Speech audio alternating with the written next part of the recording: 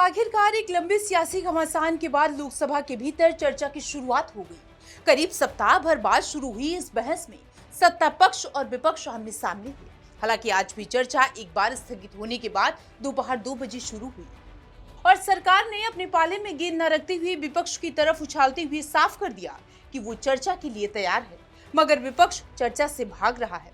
जिसके बाद सरकार की तरफ केंद्रीय मंत्री जितेंद्र सिंह और सांसद बांसुरी स्वराज ने मोर्चा संभाला कि ये आज के समय की मांग भी है और इस अमेंडमेंट को लाना आदरणीय प्रधानमंत्री श्री नरेंद्र मोदी जी की संवेदनशीलता और उनकी जिम्मेदाराना सरकार का प्रमाण है।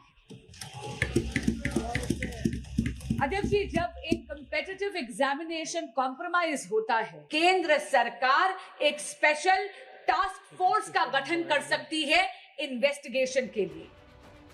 एक तरफ सरकार सदन में इस बात को भरोसा दिलाती रही है कि छात्रों के साथ किसी भी तरह का खिलवाड़ बर्दाश्त नहीं किया जाएगा, मगर दूसरी तरफ तमाम विपक्षी नेताओं ने एक एक कर सरकार की नीयत पर सवाल खड़े करते हुए जमकर हमला बोला। और कांग्रेस का सवाल ये कि किसने वो आदेश दिया पैलेट गन का इस्तेमाल हो।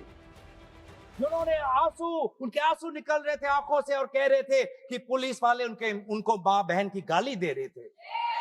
हम भूलेंगे नहीं वो बच्चियों जिन्होंने कहा कि मेरे पीठ पे जो कपड़े थे उन कपड़ों को इस पुलिस ने फाड़ दिया।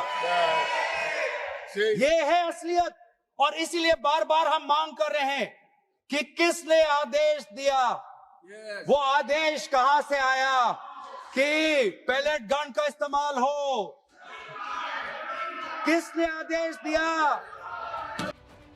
सदन में कांग्रेस पार्टी के तमाम आरोपों के बाद जारी हुई समाजवादी पार्टी, जहां खुद मोर्चे पर आए सपा मुखिया अखिलेश यादव, जिन्होंने 69,000 शिक्षक भर्ती, प्राइमरी स्कूलों का बंद किया जाना, जौहर यूनिवर्सिटी, चढ़ावा चोरी, पेपर लीक जैसे मामलों में कई मुद्दों पर सरकार को जमकर घेरा और आखिर में एक तंज सीजेपी का नाम लिए बिना भी सरकार पर तंज कस दिया गया कि झुकती है सरकार, बस कोई झुकाने वाला चाहिए।